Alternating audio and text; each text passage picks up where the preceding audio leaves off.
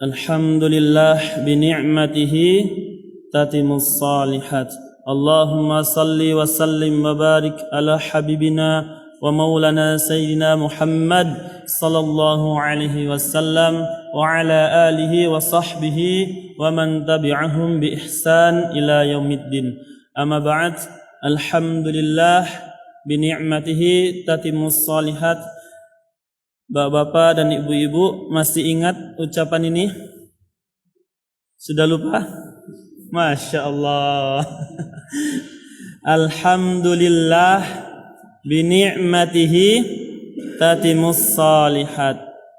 Jamaah yang dimuliakan Allah Subhanahu wa taala, ada salah satu cara ketika semua sudah habis usaha, ikhtiar semua sudah dilakukan, kesana sini semua sudah ditempuh, tetapi kok nggak kunjung sembuh.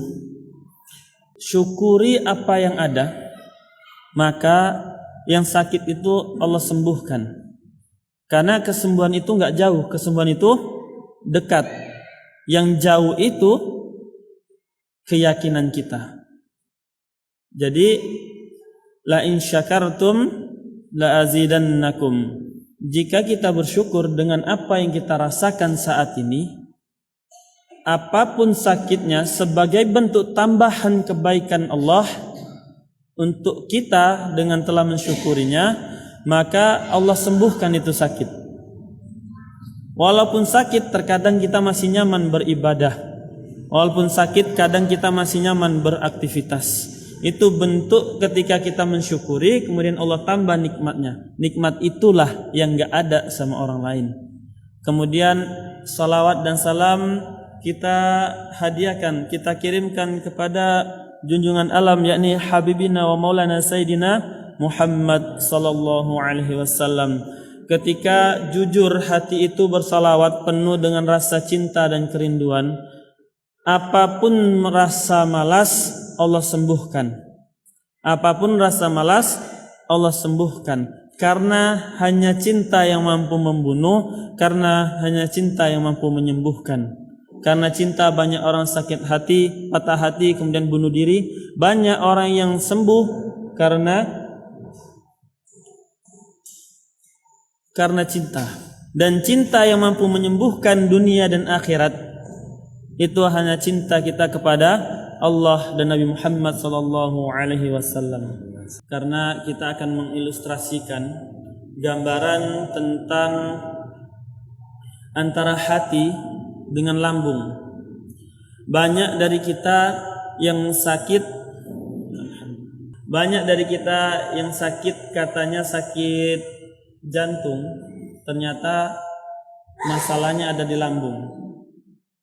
Mencari obat migrain sana kesini, vertigo, ternyata yang bermasalah adalah lambung. Kenapa kok bisa lambung? Dan apa masalah di lambung itu?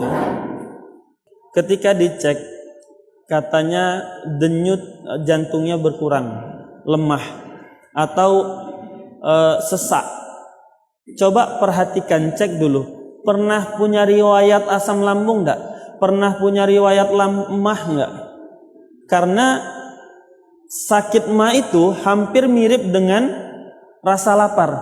Kalau saat ini kita merasa lapar, kita tahan, kita tunda, kira-kira akan hilang enggak? Hilang sebentar. Dia akan datang dalam bentuk lain. Kalau sudah kelaparan, biasanya keringat dingin atau pusing? Dua-duanya. Keringat dingin dan pusing.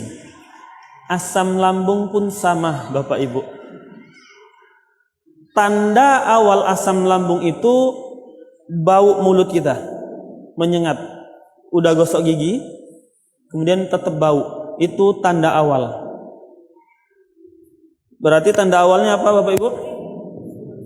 Bau mulut. Yang kedua,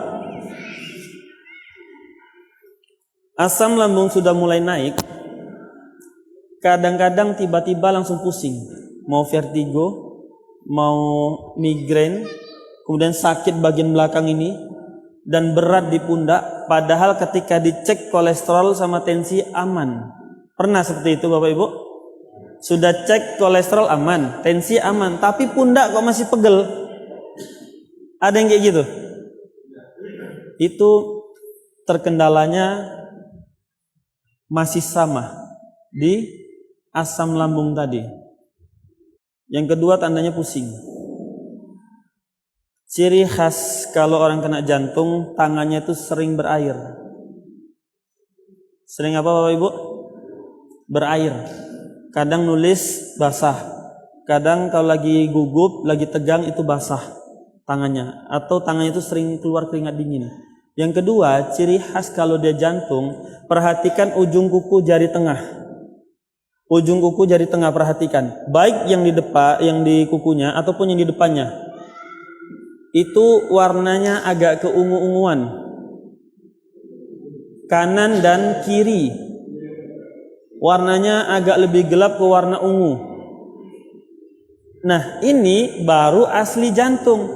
Tetapi ketika tangannya aman, nggak ada keringat basah, warna kukunya normal, dicek ke dokter ternyata divonis jantung. Jangan buru-buru langsung ambil kesimpulan jantung. Bisa jadi itu asam lambung yang sudah naik ke jantung. Karena asam lambung itu GERD sifatnya bisa membakar ke dalam. Banyak orang yang meninggal gara-gara itu. Dia bukan serangan jantung, tetapi karena asam lambung tadi naik. Kalau sudah pernah kena sekali mah, jangan pernah merasa aman dengan asam lambung itu ketika makanan nggak dikontrol. Makanan apa? Tidak dikontrol. Makanannya masih loss. Makan berbarengan antara makan dengan minum air dingin, air es. Ini bahaya. Kenapa bahaya? Bukan air dingin aja, air biasa. Kalau kita makan, alasan ilmiahnya, kenapa Rasulullah SAW itu melarang makan setelah makan langsung minum? Ilmiahnya, ketika lambung sedang mengeluarkan cairan asam yang untuk melunakkan seluruh makanan tadi, enzimnya dicampur dengan air, maka enzim itu akan keluar. Dan yang bekerja menghancurkan makanan adalah lambungnya. Maka akhirnya jadi tukak lambung. Lambungnya jadi bocor, jadi luka.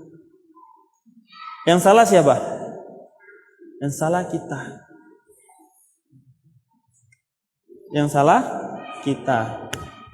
Kemudian yang ketiga, ciri khas kalau dia lambung itu, lambungnya bermasalah atau tidak, BAB-nya pasti sulit atau sembelit.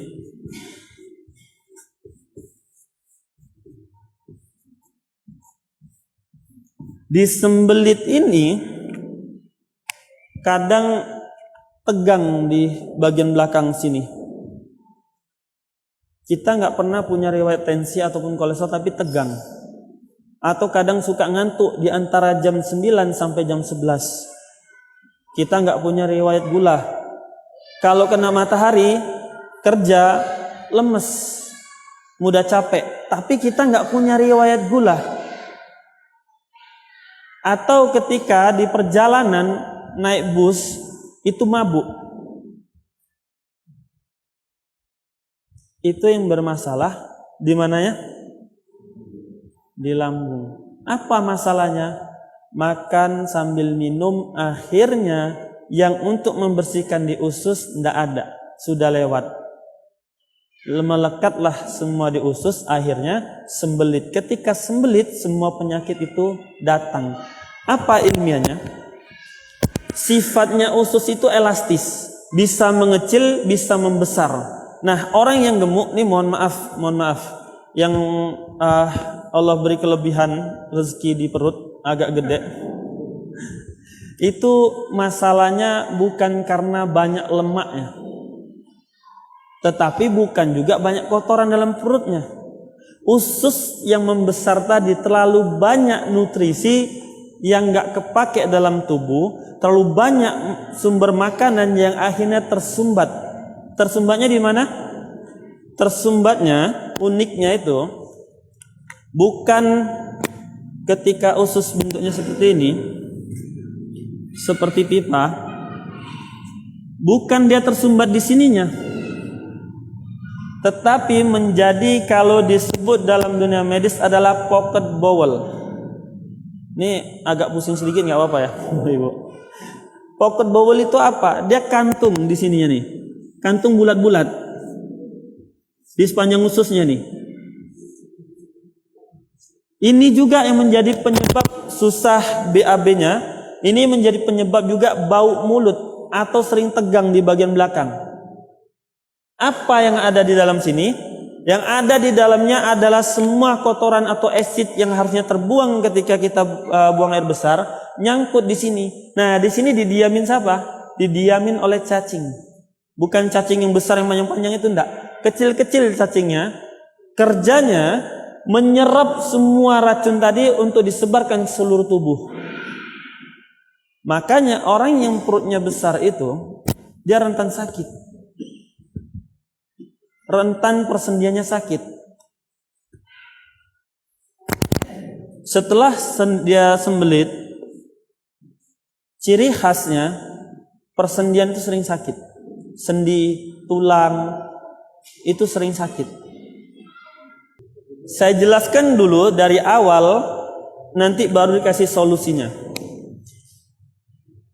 Jadi banyak yang didiagnosa pasien saya akhir-akhir ini, mereka yang datang di atas umur 40. Kemarin terakhir umur 65 didiagnosa pengapuran, jatuh di kamar mandi, dinyatakan oleh dokter tulang pinggulnya patah.